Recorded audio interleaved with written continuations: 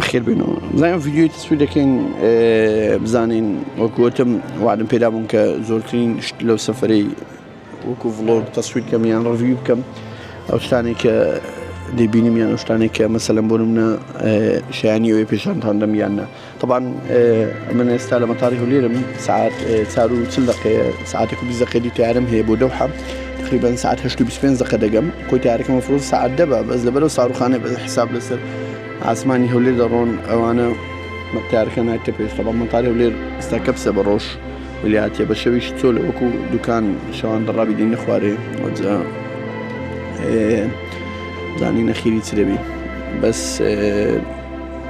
لەو گۆڕینی وەختەی نزیکەی 6 ساعت کەمتر ترانزیت نیە ساعت هەفتی سبێنێ دەگەمە هەفتی سبێنێ دەگەمە ئەوەی وێنای زان بێک پارتی دەگەین یاننا ئەگەر هیلاک نەبینی یاننا چکە ئەگەر بە ساعت 3 لە چیمە مەتار هەفتی سبێنێ یان تقریبا لەکاتە 21 ساعت هەموو سەفەرەکە بەس یەک شتەیە کە تعویزی ئەوەزای بکاتەوە کە ئەوەیە کە تکیتی فلایتە درێژەکە بزنس کلاسە بە بزنس سەفەر دەکەم لە دەوحە بۆ ڤێنا کە تیارەکە تقریبا 6 ساعتە لەوێندەر مەگە ئیسراحەتکەنیان تێرخەو بین لەوێندەیشە ڕڤیو ئەو بزنس کلاسەتان بۆ دەکەم و ڤیدیۆ شتیوا تەسویر دەکەم زان چ لە ناوی هەیە چ لە ناوی نییە و بینەرمان بن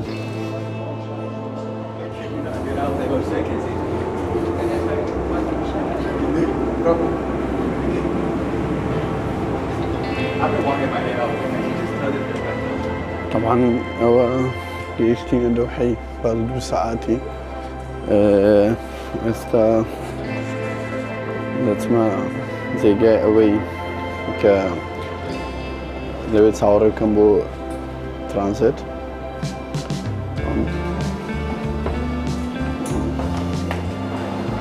وان خەڵکێکی زۆر لەوانەیە بە قەتەر سەفەر بکە لای خۆمان چکە زۆربەی تیارەکانی ئەوروپا ڕاوەستانیە ئەوانەی کە دەستنە ئەوروپاش تاریدارێک نییە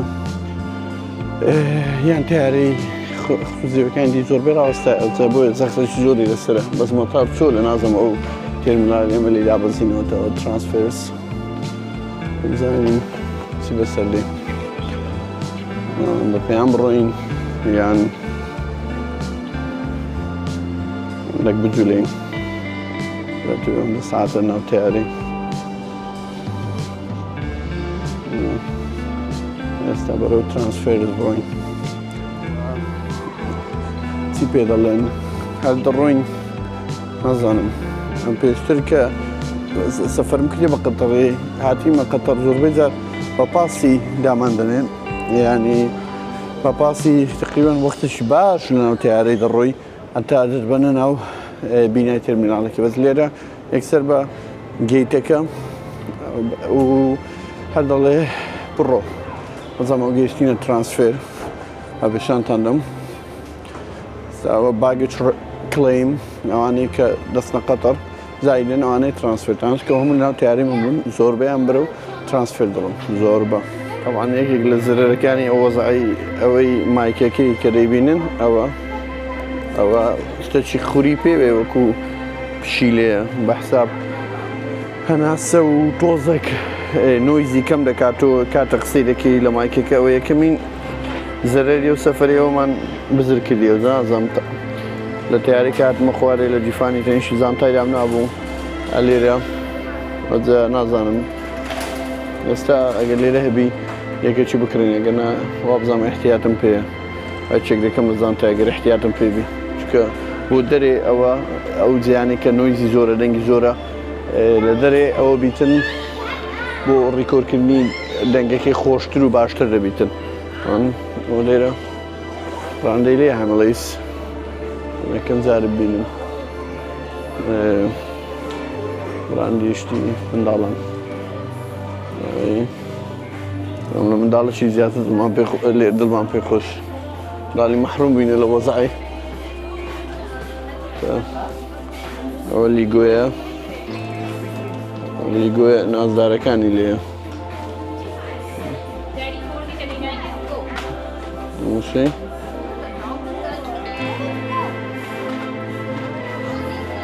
ممكن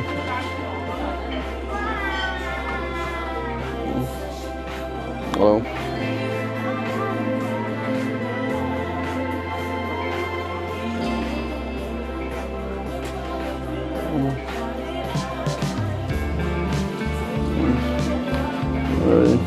قەتەڕی بچەندە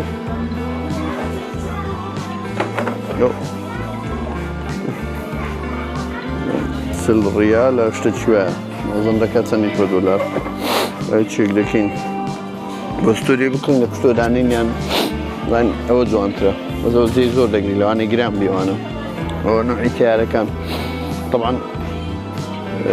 ئەو بۆینگی 777 هەمووی تەرمسەیە ئێربازی A350 طبعا ئەو تیارەی ئێستا سەفەری گوێن پێ دەکەین تێدانی ئەو تیارەی کە سەفەری گوێن پێ دەکەین ئەو بۆینگی 787 دریم لاینەری پێ دەڵێن کە بە سێ ڕیز کورسیە ڕیزی ئەو لای سێ غەڵەت نەبمەوە هەیە ئەو بۆ ئیکۆنۆمی بۆ بزنس 1-2-1 کۆنفیگرێشنەکەی ئەو تیارە یەکێک لە تیارە بەناوبانگەکان کە زۆر بێدەنگ و کپە و نۆیزی کەمە و ئیزعاز نابی لە ناوی طبعا ئەوە 350ە ئەوەیان شانتان دەم ئەوەیان 350ە با لێرەش کەتان پێشان دەمە لێرە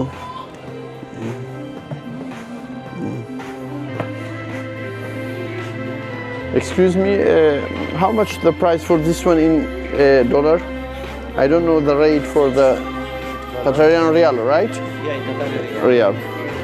This is, yeah. We'll check the cow brother.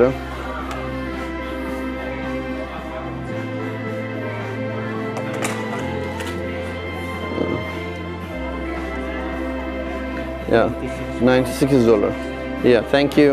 Yani $30 بۆی بدەیت $30 تکیتە شتیاری پێ دێ بچێت جێیەکی ئێستا بۆ بڕێ بەس شتی نازارتری لێرە سە پیشانتان دەدەم ئەوەی مارڤڵس ستۆدیۆ ئینفینیتی ساگا و ماڵی دکتۆر سترێنج شتی کۆمیدیتان پێشان دەم لەوانەیە لای خۆمان ئێستا قڕازێکی بێت زۆربەی وڵاتان هەیە ماشەکەی ئەویش تەیفۆن دارێ ئەو دەنگی کە دێتن بەجێت بەدنەی هەر زۆر کلاسیکە دیارێشتا خەڵەوە بە پارە تێدەکەی جەوەی ئۆریدۆشە ئەوەی لەگە ئاسیا پارتنەر ئاسیا تمام Yeah, you can see that, yeah. That's really good. Let me start. You can speak, it's okay. Oh yeah. It's recording now. I hate face tracking enable. I don't know. You can track the face, that's right, yeah. Let me, yeah, I think it's off now. Yeah, you see? So you are not willing to help me. You don't have the... Unfortunately, yeah. That's a good thing.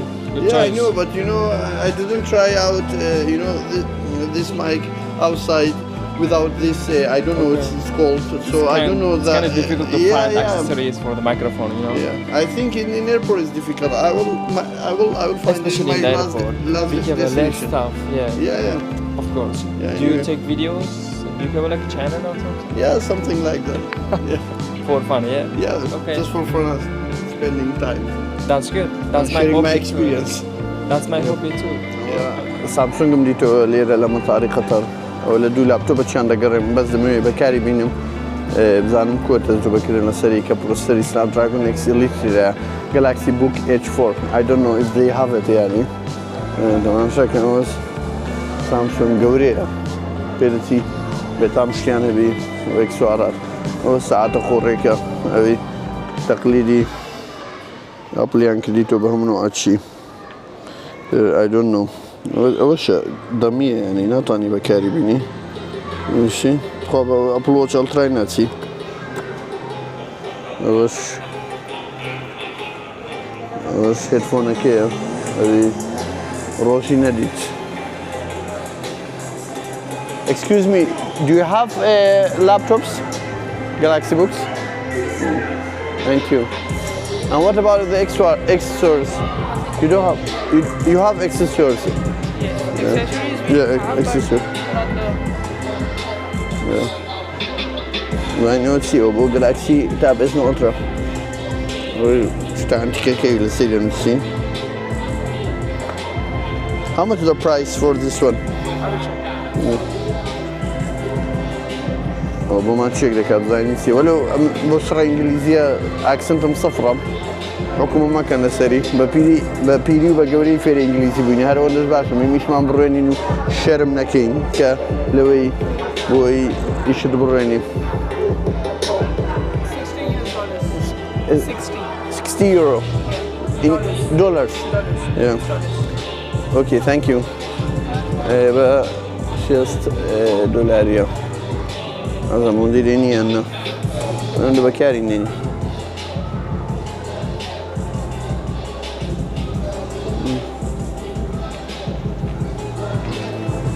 Thank you.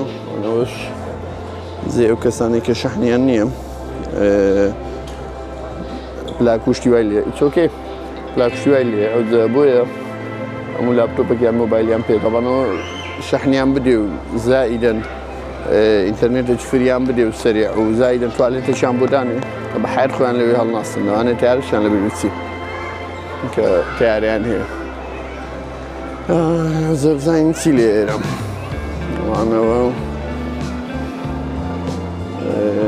ديور هيرمس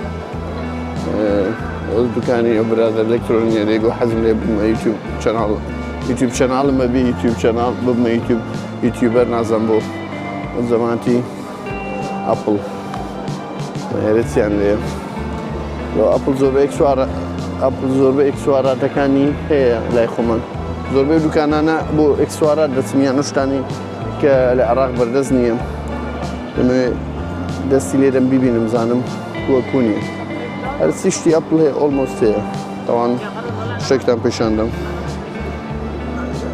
أوي دبينم دبينين أو إيربودەکانە طبعا سامسونگی سازار بەشوی تەقلیدی کردیتەوە چی ویە هیدفۆنەکانی لە ناویدانە گەلاکسی بەر ئەوەش شوشێن ئەزەم نووسرا لویس ڤیتۆن دوکانە مەطعەمە چکە لویس ڤیتۆنە چی تێدا مەطعەم لەناو مەتاڕی قەتەر بچینە مورجان لاونج کتێکە بیزنسە بزانین دەیگرتەوە یان نە چکە هەندێک تکیتی بیزنسێ نایگرتەوە الأمر جانا بهشتك اشتوانيا. Let's check. Where Almaha. Excuse me, for Murjan Lounge. Straight ahead. Okay. On the escalator. Yeah. The lift, sorry, or the platform. I have a business ticket. Can I check if I'm allowed to go to Murjan? Just one moment. Oh, over there. Yeah, okay, thank you. Robzanin, dalej abrota.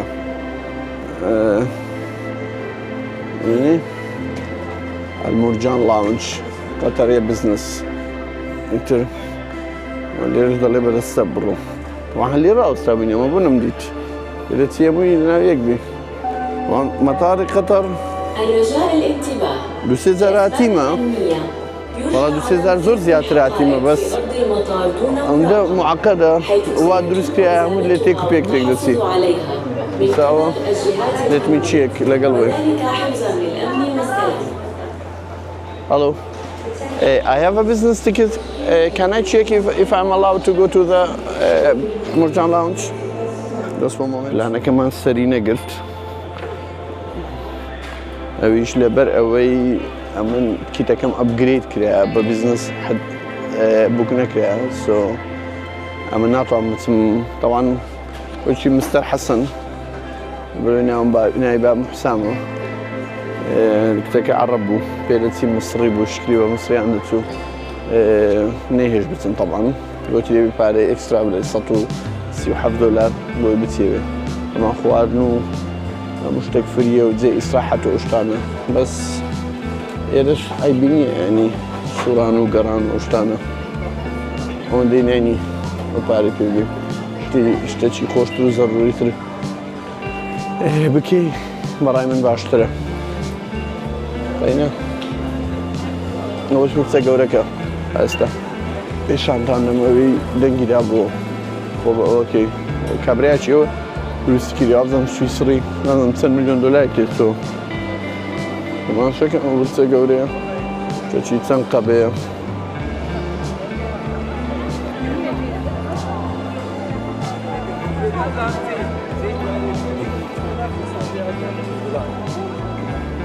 شيء شتي قبيه ولا تدرس كيا انا قلت له وش الوكو اوي دروس كيا وكو اتسبيدالن ورتي وكو او السوفوشتيا بس تيمن توشتا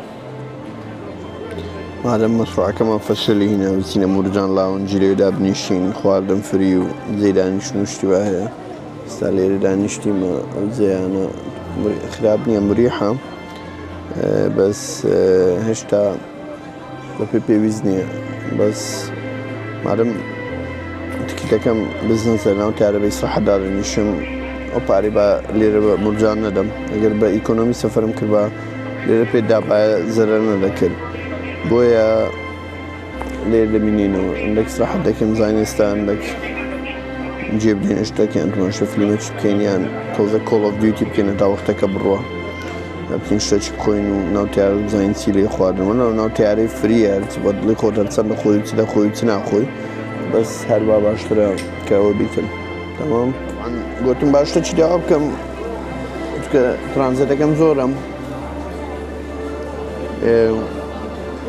هو نبيتن بس لما يكون يديت يك سلايس بيتزا توزا فنجاو بيك عادي $100 على مطارق قطر فهذا كده زيكم يعني yere duruş bilmiyor iflas ki.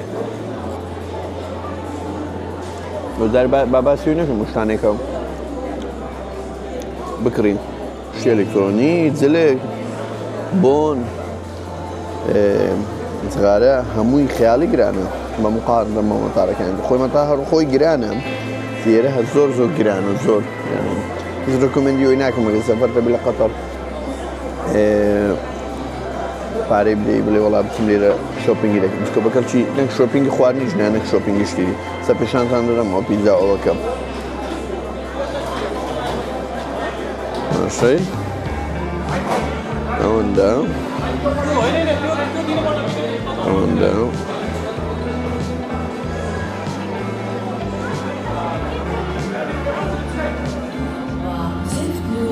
طبعا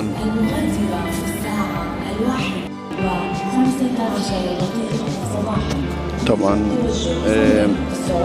أوزان باش 4-5 ساعة ترانزيت و زايدنيش 6-7 جيت قورين أوزان مطاريان بيكلم بخوي أوزان ب30,000 ستيب رويشتم لو سري بو سري برو بس جيتي فين نايب بينه وأخيرا جيتي بو 36 بحساب بيشوي سينو بو سينو تشتك بود وای بو 38 وای بو 36 استا با پاسش دمان بون تیاری اون دیدی تأخیر شده بینه زبزان این سده بیتن سنابی لگه من بن طبعا هو بیدالن پاسا چی دی عندنا خاص با بزنس هشتانه هاتیه زاره هو او پاسنجر ايكونومي كان پاسی وان پرکن اوزا لرون پیان گوتین لادن زاره اگر وانه بزنس تا پاسا چی خاص دید نام هیچ فرقیه پاسا که لگه پاسا چی دی او پاسانی دی هم بس مزرده وی او پاسا که اندی چولتره و یکسر دسته وندر دسته ناو تیاره که سو تصاوره یکم زنین سیده بیتن طبعا هو منظري باسا که دیم كودرون تصاوره یکم زنین طبعا هذيك ساعتين شربت شي ليمون على فريشي بوينين زينكو درت هيك زايدن ريفريشن تاول زينكو ريفريشن تاول لكم لينكسي تاع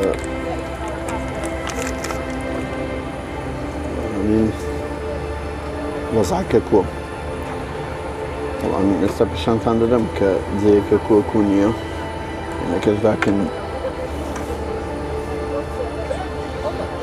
لا ما بوني بوا خوش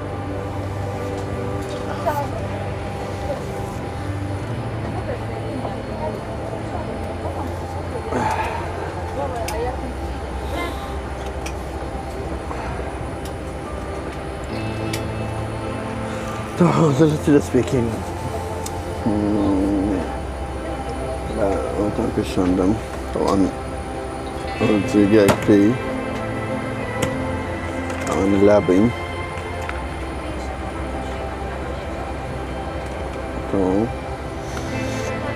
جێگای پێی پێ درێژکەی و بنووی ئەو شتانە لێرەوە پەنجەرەی یەکەم و پەنجەرەی دووەم ئەو گڵۆپی ئەلئیدیان ئەو گڵۆپی ئەلئیدیان دانایە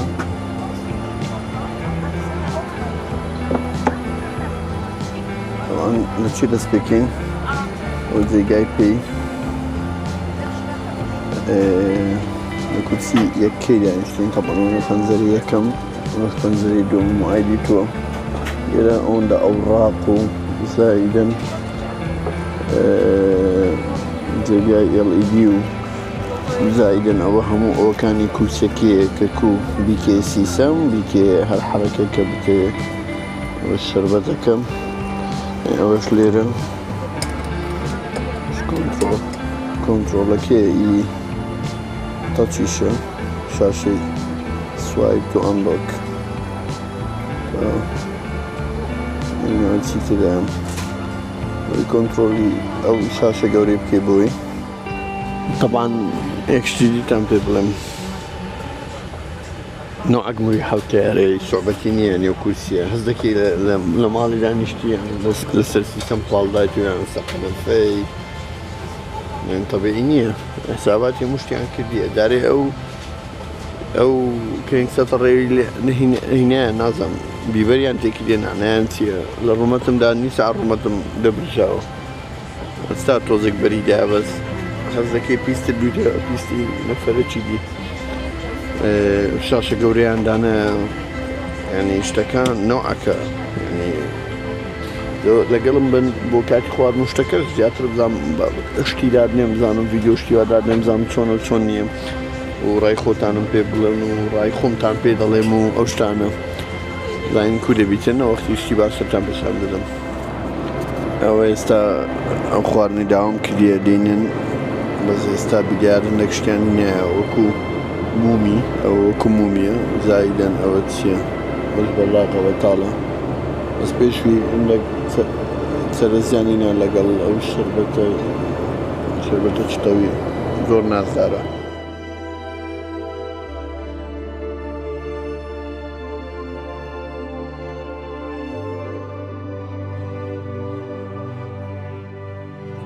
لەو تارێکیشە بزانین سێرف چی دیمان بۆ دێنن گڵۆپیشم پێکی دەبەست دیارە شەوە لە بەرەوەی فڵایتەکە ناو تارەی خەڵکی نووسیە نایانێ گڵۆپی پێکەن ئەوەش خێی بەردە نازانم چییە ئەو خێەکانی شاخیەوەش بیبەرە ئەوەی هەیە دەی هاڕی دەی سوڕێنی ئەومان پیس کرد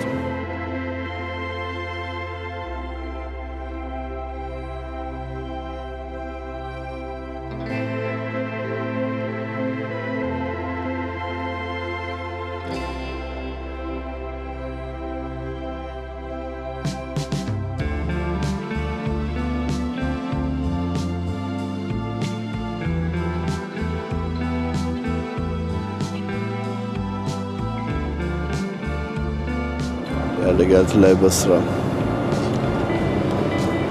دەبێسە عراق فرێنەوەتی لە خوارێ و دووبارە دەچینە سەر عراق بۆ وەزای بەسەر ئاسمانی عراق و چین دەبێ 4 ساعت و 12 دەقەمەمایان لەو دەقەی کە ئێستا پێشان لە 3522 کیلۆمەتر 65 دەقەی سپینی دەگەێنێت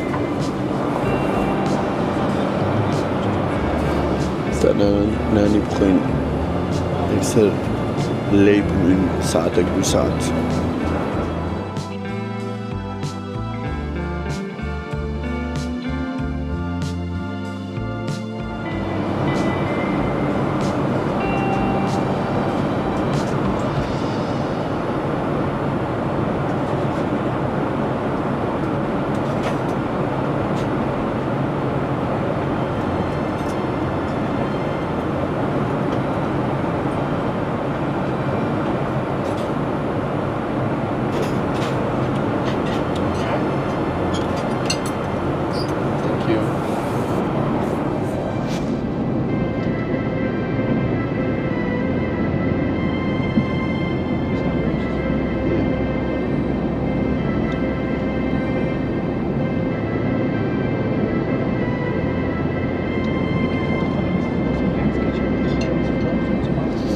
Tabasco is.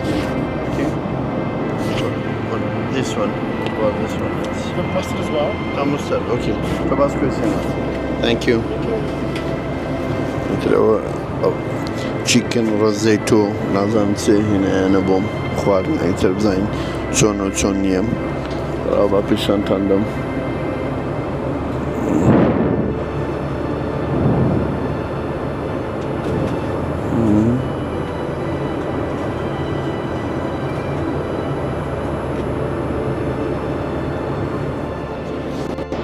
بینو هم پاش حوالی ساعت 2 ساعت مثل مشتانم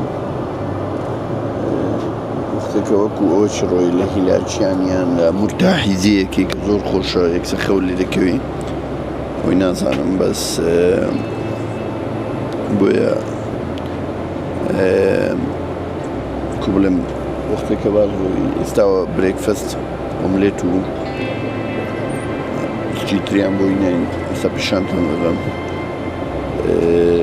سەعات چەندە ئێستا سەعات 6:04 بس نازم وقت قراء يعني لأبي اشتانا قراء يعني تقريبا ساعات كشتك ما بقين زبزان كلبي أو ساعات وندشتش سبا وصلان تنبيشاندم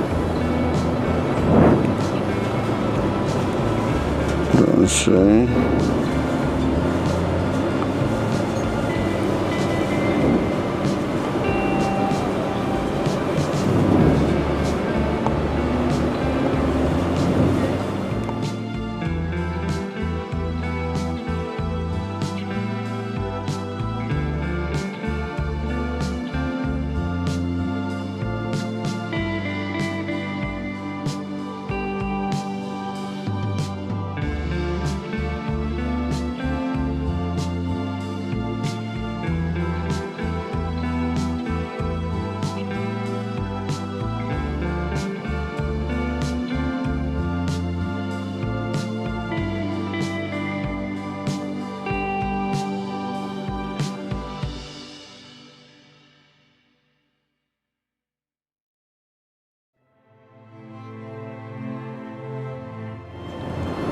تماشي روسالات نيكن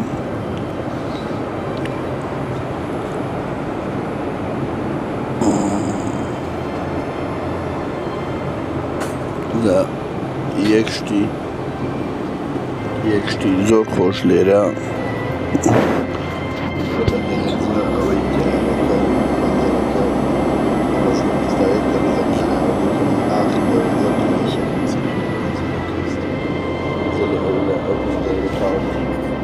پەنجەرە بە تەواوەتی شین و نیلی بووە کێدی هێشتا زەردە بە دەرەزە ئێستا دەرەزەکەی زیاد دەکەمەوە بزانن چی لێ دێتەوە